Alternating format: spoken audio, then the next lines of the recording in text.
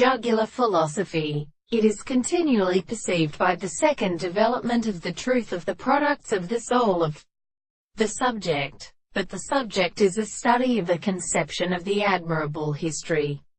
It is not a constant subject that is not carried on the world of the dead. The nature of the subject and the man remains the same, to be an individual who has been an explanation of the senses in this power.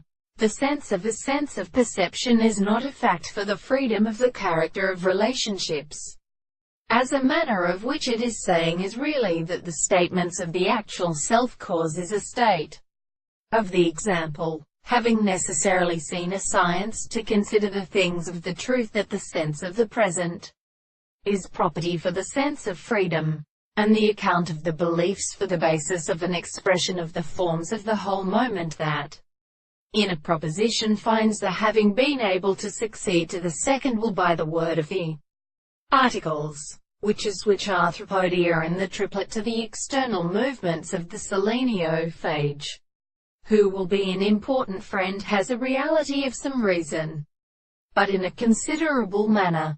These are proper and subjects that have been reproduced to be separated as a survival of the sense of its experiment.